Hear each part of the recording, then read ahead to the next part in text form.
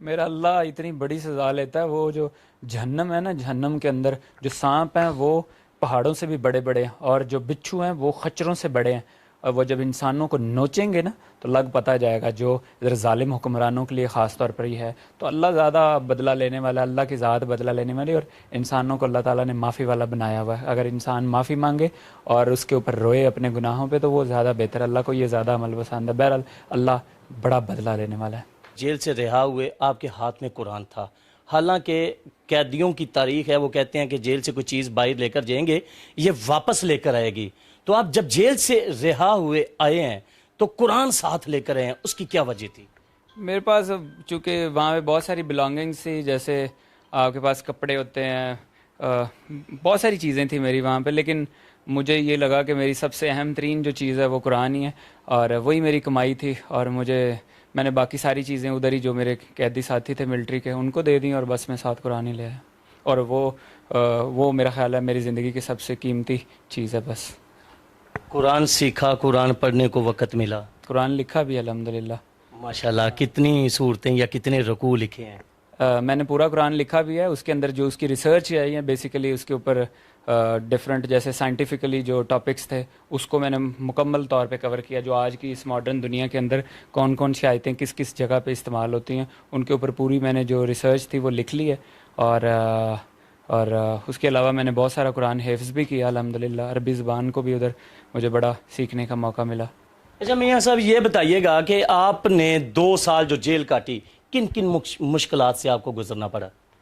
دیکھیں جیلیں مشکلات تو ہوتی ہیں، لیکن یہ ہے کہ اتنی زیادہ داستان ہے کہ آپ کو سناتا ہوں تو میرا نہیں خیال کرتا کہ یہ انٹرویو آج کا دن کافی ہوگا، برل یہ ہے کہ مشکلیں انسان کو مضبوط بناتی ہیں، اتنا بس میں آپ کو ضرور کہوں گا۔ اور اگر آپ جیل میں جا کے قرآن اور اللہ کی عبادت کرنا شروع کر دیں تو سمجھ لیں کہ اللہ تعالیٰ نے آپ کو کسی نوازنے کے لیے، کوئی انعام بخشنے کے لیے آپ کو جیل میں بلایا، اور اگر آپ جیل میں عبادت اور اس طرح کی چیزوں سے اللہ سے دور ہٹ جائیں تو سمجھ لیں اللہ نے آپ کو سزا کے طور پر جیل میں بلایا۔ تو میرا ایمان ہے کہ اللہ نے ہمیں بلایا ہی اس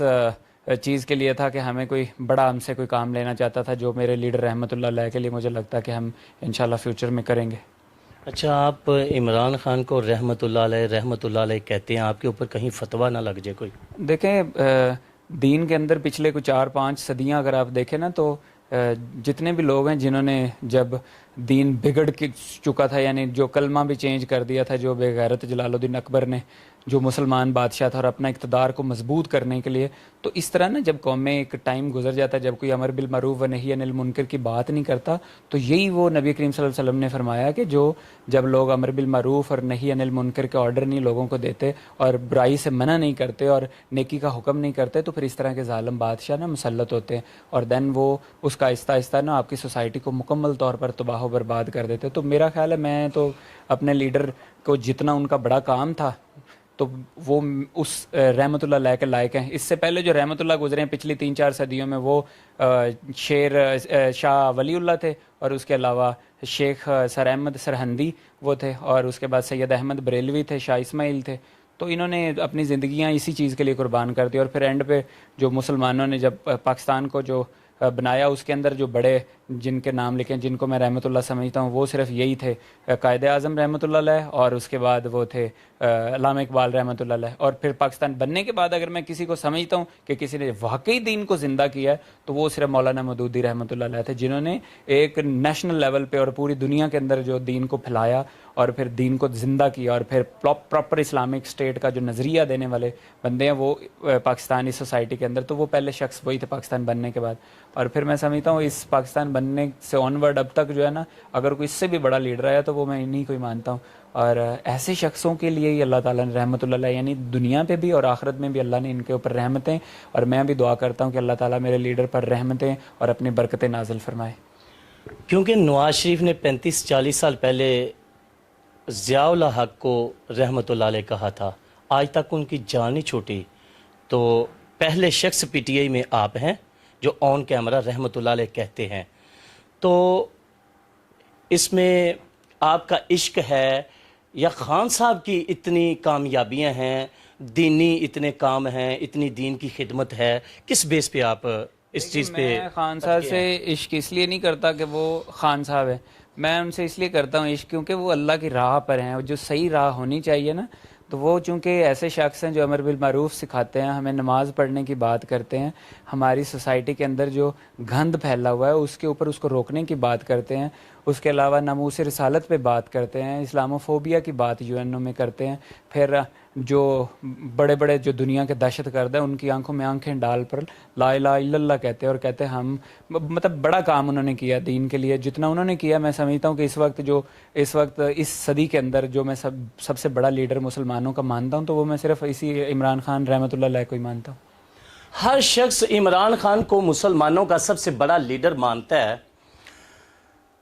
اگر میں غلط نہ کہوں تو کمی پیشی معاف۔ اللہ پاک فرماتا ہے کہ جو بندہ مجھے اپنا آپ دے دیتا ہے، جو میرے حوالے اپنا آپ کر دیتا ہے، پھر کسی میدان میں اس کے قدم ڈگمگانے نہیں دیتا۔ یہی دیکھنے کو ملتا ہے، یہی سننے کو ملتا ہے کہ عمران خان بار بار نبی پاک علیہ الصلوۃ والسلام کی عزت بلند کرتے ہیں، نبی پاک علیہ الصلوۃ والسلام کی اقوام متحدہ میں وہ شان بلند کرتے ہیں کہ جو جتنا بھی بڑا رائٹر ہو، پی ایچ ڈی ہولڈر بھی ہو، میں یہ بات آن کیمرہ کہہ رہا ہوں، وہ آدھا گھنٹہ اس سپیچ پہ یا 20 منٹ زبانی کلامی یہ باتیں نہیں کر سکتا۔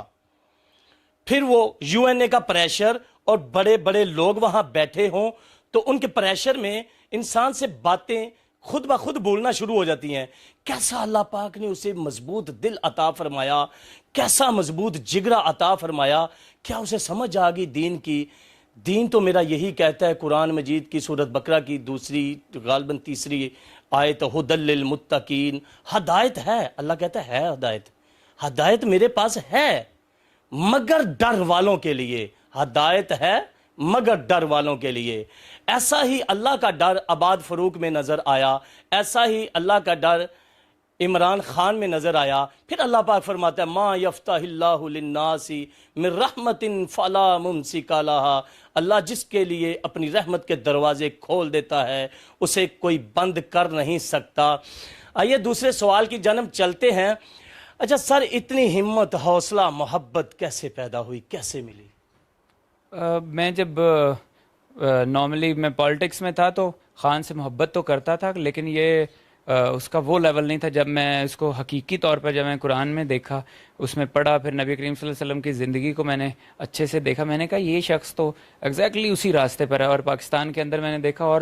نظر دڑائی، بہت گہرا سوچا، تو مجھے لگا کہ یہی وہ شخص ہے جو اس وقت معاشرے کے اندر ایک بڑا بگاڑ ہے، اس کو ٹھیک کر سکتا ہے۔ معاشرے کے اندر جو اس وقت گند پھیلا ہے، میرا خیال ہے یہی ہے جو اس کو سمیٹ کر مسلمانوں کا جو معاشرہ ہے، جو ریئل یہ جو زمین جس لیے بنائی گئی تھی، جس کو لا الہ الا اللہ کا کانسیپٹ دیا گیا، یہی وہ شخص ہے۔ اس کانسیپٹ کو پراپر مدینہ کی ریاست جو اس کا ماڈل ہے، اس کو اسٹیٹ میں کنورٹ کر کے پاکستان کو ایک لا الہ الا اللہ والی زمین بنا۔ اس لیے میرا اس کے لیے، اس شخص کے لیے عشق میرا بے حد ہے، اس کی کوئی لمٹ نہیں رہ گئی۔ عباد صاحب، آپ نے 2 سال جیل کاٹی، جس نے جیل کاٹی ہو پتہ اسے ہوتا ہے۔ جیل تو بڑی دور کی بات ہے، یہ لگژری کمرہ، اس کے اندر 10 دن بندے کو بند کر دے، کھانا وغیرہ سب کچھ دیں، مگر اس کا ذہن موو ہو کے رہ جائے گا۔ سب سہولتیں بھی دیں مگر کمرہ بند ہو، نکلنے کی اجازت نہ ہو، ذہن دماغ موو ہو کے رہ جائے گا۔ آپ نے 2 سال جیل کاٹی، تو کیا کیا تکلیفوں سے گزرنا پڑا آپ کو؟ تکلیفیں بیسیکلی میرے لیے تو سب سے بڑی تکلیف یہ تھی جب میرا بیٹا تکلیف میں تھا، اور جیسے ہی مجھے یہ بس اس کا پتہ چلتا تھا کہ وہ پتہ نہیں کس طرح سے، جب اس کو کوئی واش روم میں جانا ہوگا، یا کیونکہ اس کی بازو، ہاتھ پاؤں، ہر چیز کام چھوڑ گئی تھی، اچانک سے ہوا، وہ بہت گہرا صدمہ لے گیا تھا، یہ جو گھر میں آپریشن ہو رہا تھا۔ تو مجھے سب سے بڑی تکلیف یہ کہ لیکن جب میں نے اس کا جنازہ پڑھا اور پھر جب وہ دفنایا گیا میرا بیٹا، میں واپس گیا ادھر ملٹری میں، تو میں اکیلا تھا، میں نے بس ادھر اللہ سے صرف یہی دعا کی، یا اللہ تو مجھے صبر دینا، تو اللہ نے مجھے صبر دیا۔ اس کے بعد پھر میں بہت زیادہ ڈیپ ڈاؤن قرآن میں مصروف۔ کڑیاں لگی ہوئی تھی آپ کو؟ ہاں، ہتھ کڑیاں بھی لگی ہوئی تھیں، اور پھر ہم وہاں پہ وہ واش روم کے لیے بھی جب جاتے تھے ایون، تو وہ پانی کم ہم لوگ وہاں پہ بہت پیتے تھے. اس کی وجہ یہ ہے کہ واش روم میں جانے کے لیے ہمیں وہ ہینڈ کفس لگاتے تھے پیچھے باندھ کے ہاتھ, اور آنکھ پہ بلائنڈ فولڈ, اور پھر اوور آل فل کور کر دیتے تھے, اور ایک بندہ ہاتھ سے پکڑ کے آپ کو واش روم لے کے جاتا ہے. واش روم میں بھی ایک ہاتھ کو ہاتھ کڑی لگی رہتی تھی اور باقی وہ تو. لیکن یہ کہ یہ چیزیں انسان کو مضبوط بناتی. میں نے تو دیکھا پہلے 2-4 ماہ ہوتا ہے پرابلم تھوڑا, اگر انسان اس کو ذرا تھوڑا سا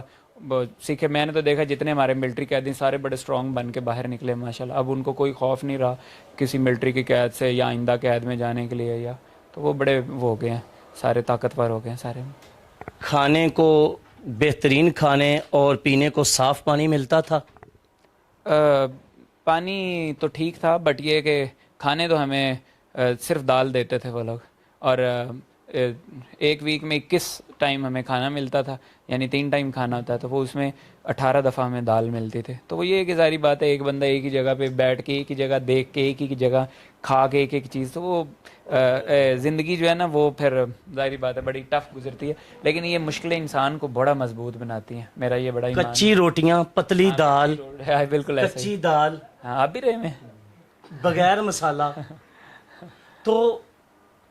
یہ سب کھا کے بھی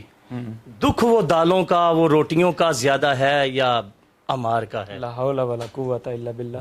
کھانے پینے کا کیا دکھ ہوتا ہے انسانوں کو. اصل بات یہی ہے کہ دکھ وہی ہے کہ جو مجھے آ کے صرف 2 ہی دکھ لگے. ایک یہ کہ میں شاید اتنی عبادت جو میں کرتا تھا وہاں پہ وہ نہ کر پاؤں. دوسرا میں اپنا بیٹا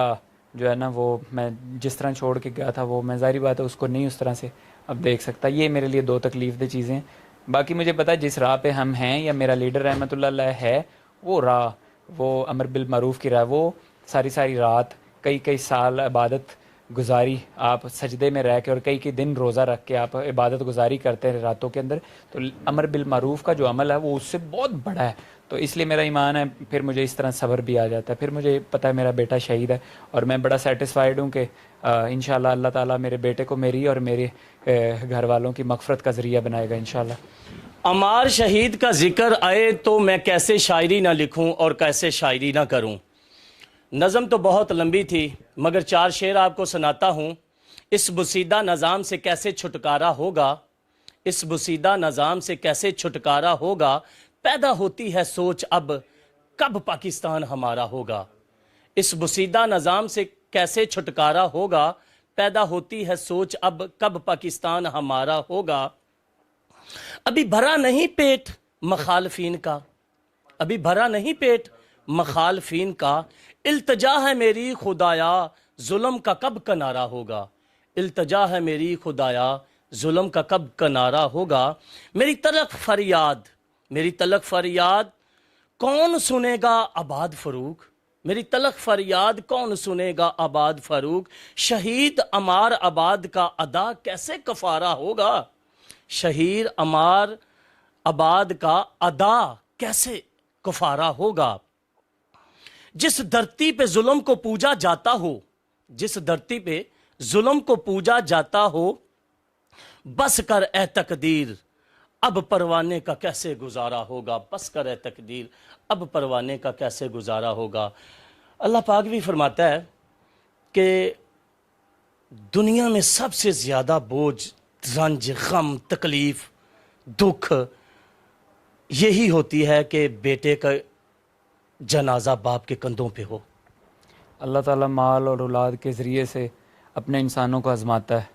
تو میرا یہ ایمان ہے کہ اللہ بھی مجھے بھی آزمایا ہوگا, اور میری یہ دعا بھی ہے کہ اللہ تعالیٰ یہ میری قربانی بھی قبول فرمائے اور مجھے مزید آزمائشوں سے بچائے, کیونکہ ہم اتنی سخت نہیں رکھتے کہ ہم بڑی بڑی آزمائشیں جھیل لیں. اللہ تعالیٰ کی طرف سے دی ہوئی, لیکن اللہ تعالیٰ جس کو وہ آزمائشیں برداشت کرنے کی ہمت اور قوت دیتے ہیں تو پھر وہ کر گزرتے ہیں جو بھی کام ہو. آپ کا بیٹا دنیا سے گیا, آپ رہا ہو کے گھر آئے, زیادہ وقت گھر والوں کے ساتھ گزارا یا کونوں میں لگ لگ کے بیٹے کو یاد کیا؟